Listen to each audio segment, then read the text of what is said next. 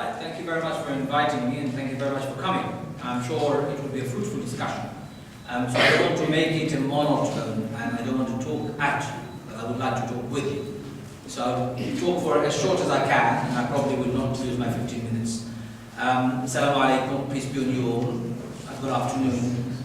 We've been asked to talk about Bangladesh and what's going on. I would like to make it clear from the outset that I, as an individual, do not belong to any political parties of Bangladesh. I've never been, and I don't think I have any interest in being one in the future. I am a British politician, very focused in England. My home is Britain, and if anything, if I was to extend my political career, it probably would be Europe, but no more. Saying that, I was sparred into action after I had travelled to Bangladesh at the beginning of the year, this year. And I saw with my own eyes some of the human rights violations, some of the terrible tragedies that were unfolding right in front of me, and I could not stay silent. So when I came back to the UK, I delivered a Jum'ah speech or Friday sermon, as we call it, khutbah at the mosque, and I condemned quite vividly the atrocities of Bangladesh, highlighting the problems. And unfortunately or fortunately for my sin or my virtue, it's from that day onwards I've been speaking about this particular topic. There is also another interest which I have in my heart. My parents, of course, are Bangladeshis, and therefore I'm Bangladeshi, having lived all my life in Britain. I have a Bangladeshi heritage and an interest in what happens. In 1971, in the War of Independence, Pakistani army perpetrated a horrendous crime against Bangladeshi people. A crime that has unfortunately destroyed, left thousands of people killed, raped, and in a state that they've never recovered from such a tragedy. Pakistan and Pakistani people at large are not responsible for that heinous crime. But some people of Pakistan, especially the leadership of Pakistan at that time, the military of Pakistan at that time, chose that particular path or particular path. What happened after that was a bloodbath. I don't believe 3 million people have been killed. That's an exaggerated figure. Even number of academics, including in Norway, your neighboring country, who have done extensive research on the 1971 war, and somebody who is very well known in the UK for writing a book on Bangladeshi independence, the only authoritative work done so far by an outsider. And she wrote in a book, approximately 60,000 people may have perished in that particular war.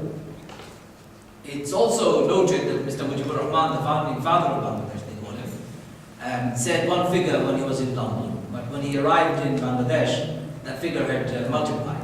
Instead of being 100,000 people or so killed, it became 3 million when he arrived at the other end. Figure isn't important, even if it's 1 person killed, that's far too many in my view. I think you need to know this. One human being killed, one human being raped, one human being's life and property destroyed is far too many in my view. So we need to note this, that Pakistan did commit atrocities in Bangladesh. And Pakistan, to this date, hasn't apologized as a state. And of course, it becomes a moral obligation on the part of Pakistan to apologize eventually, and they probably will. Imran Khan, in the recent election campaign, actually did say, if I win the election, I will make an apology to my fellow Bangladeshi brothers and sisters for the crimes that have been committed against them.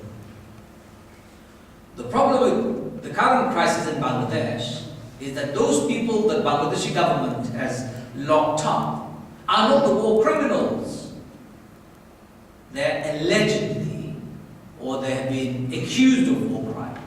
So unless somebody has been found guilty in a fair and a free court, after having followed a due process, it's only then can you call a person a war criminal. Until then, they're not. The law is quite simple. Everyone is innocent until proven guilty. But the saddest thing is, Bangladeshi government, the current government, came to power with one mantra, and the mantra was, we will try the war criminals. And Bangladeshi government, are you okay? I've got a very loud voice. I get worried that I may be drowning people with my loud voice. Okay. So this government, our Milli government, the party that rules Bangladesh, who is the governing party right now, they came to power with the promise that we'll try all the war criminals. But they did not try the war criminals per se. It was a witch hunt against a political party called Jamaat Islami Bangladesh. Because Jamaat Islami in 1971 took a position to not support the independence of Bangladesh. Erroneous position in my view. Wrong political decision in my view. Wrong, of course. You should support a country that is under attack. It's your own country. But whatever their political persuasion was, those who have been put behind bars now are being accused of war crime, are being tried by the media before the trials are over. They're being harangued into a particular position. Government is being pressurized to order execution or hanging of these people, and so on and so forth. Now that, I believe, is wrong. That is wrong. If people are guilty of a crime, you try them in a free and a fair court. Not politically motivated, and not motivated by demonstration that goes on outside. So that's number one. Number two, what's happening in Bangladesh, ladies and gentlemen, is gross violation of human rights. Rights of individuals. In a democracy, people have the right to assemble and demonstrate freely if that's what they wish. Interesting, the government is very encouraging of those who demonstrate in Shahbag Square, but those who oppose the government get shot. That's not a democracy. If you're going to entertain a group of people to demonstrate who are demanding that the Jamaat leader should be hanged, that's their right to demonstrate, fine. But then why do you shoot those people who demonstrate against the government itself? So that's a sign of what I call gross violation of human rights, erosion of democracy, erosion of rule of law, and civil society institutions have been broken down, and so on and so forth. So that's the second thing we need to know, that Bangladesh is seeing a serious destruction of the legacy of democracy that it has had for the last 40 years. Good or bad, ups and downs, this has been the worst experience since 1971. Number three, those people who are being tried in the court, interesting cases against them, but of course these cases will be discussed in more details, but the lawyer himself, John is here, he will talk to you about it. But what I find strange about these cases is that they don't make any sense. These cases make no sense. For example, Saidi, one man who I think isn't guilty of any crime. When I asked the Awami League leadership, the senior leadership about Saidi, they said Saidi is not guilty of anything, but we have to try him because he is a senior leader of Jamaat Islami. And somebody must be hanged in the interest of the national interest of the country. And he's going to be the first one. Our leadership has told me this. So Saidi is not guilty of a crime, but he's being made to be guilty of a crime. What is his crime? Apparently he shot dead somebody. Apparently he ordered the execution of somebody. The person who was killed by the order of Saidi, that person's brother is still alive. That person's brother, his name is Bali. Bali was supposed to be a witness to the prosecution.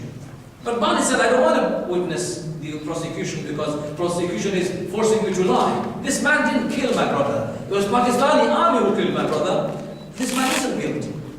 So Bali disappears when he shows interest in becoming a witness for the defense. He's been found in India in a prison. What's he doing in India in a prison? Apparently he has violated some visa restrictions of Indian entry, and therefore they have taken him to a prison in Calcutta. But Bali gave a statement of his own to a reporter that he was abducted, kidnapped, and taken into India. Regardless of everything, due process has not been followed in Bali. Saidi is not guilty of any crime. Why are you trying him? Why are you persecuting a man for no crime? I understand he's an open critique of our meaning. I understand that, we all know. If you can't take the heat, don't come in the kitchen. If you cannot deal with democracy where you'll be criticized, don't stand for a democratic process. Army League and its party members outside. Get out, you don't need to be there. Democracy means somebody will criticize you. Somebody will oppose you. There are many other cases like this. So due process are being completely destroyed and not followed. International community is condemning it and saying it's not following international crimes tribunals standard, it's violating lots and lots of standards that Bangladeshi government is signatory to. That's number 3. Number 4, recently, as a result of the verdict against Saidi, which is that he should be hanged, people have gathered in mobilizations and they are protesting, including Hindu people, including women and children, who have nothing to do with political parties. They've come out because this man has served the country for 40 years, selflessly, and teaching them about Islam. They say Saidi is responsible for attacking Hindu villages and killing Hindus en masse. Saidi became parliamentarian and MP of a constituency with majority Hindus. How is it possible that Saidi becomes MP of a constituency where majority are Hindus and he has been killing Hindus in 1971 or 1970, whatever it is? This is absolute stupidity as far as I'm concerned. Fourth, and the fifth point I would like to make to you is, those people who have been killed in protest of Saidi's verdict, or verdict on Saidi that he should be hanged, was, in my view, simple execution. Security services, as well as the political party army league and their thugs, went out with guns and shot dead people who were protesting. Evidence have come out, and people have come to show who has been. There are photographs of leading members of the Army League party with guns shooting at protesters. That is not a democracy, and that is a shame to the current Prime Minister Hasina and her membership, or her party membership. They should be ashamed of themselves for behaving like this. Later on, when the Muslim scholars within Bangladesh realized that things have gone very bad, and the so-called bloggers, the Shahbagis, who have gathered to demand that the Jamaat Islami leader should be hanged, actually have been insulting Prophet and Allah in their blogs, then suddenly there has been an upsurge within the Muslim scholars to now defend the honor of the Prophet and God. By the way, I don't support such a move. I think it's sin. God and his Prophet doesn't need anyone to defend them. God can defend himself very well.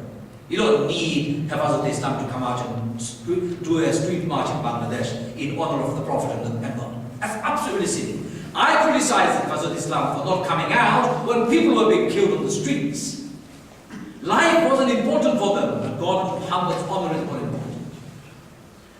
It indicates to me that Hafazat Islam occupies a political position of nothing but naivety. But they came out into the street, en masse. I think hundreds of thousands of people came to, probably 1 million or so people gathered in Dhaka city on the 5th of May, 4th of May. And on that fateful night of 4th of May, when they came to Dhaka city, Bangladeshi government orchestrated the biggest massacre since 1971. And what they did was this, very simple. On the 4th of May, on the night of 5th of May, when all the Hafazat Islam members or supporters were sleeping in Shabla Chottor, as they know the square is called, they shut down the electricity. So there would be absolute darkness in the streets of Dhaka. They even cut the microphone wires so that nobody would make an announcement. And then security services, the police force, Rapid Action Brigade, and the border force came together and attacked those who were sleeping at night at 2 o'clock in the morning in Shapra Chottor, and they killed them and they shot at them randomly using guns, bullets, grenades, and cannon with hot boiling water. Now I want you to tell me, if you want to suppress a protest, you're allowed to use water cannons. It's allowed within international law as long as it's reasonable force. But no law allows you to use hot boiling water against protesters. Protesters were burned, beaten to death. Protesters were shot at close range, executed by the security services. All by the order of the current Prime Minister Hasina. She is fully responsible for it. So what's happened to Bangladesh is disgraceful. What's happening to Bangladesh is disgraceful.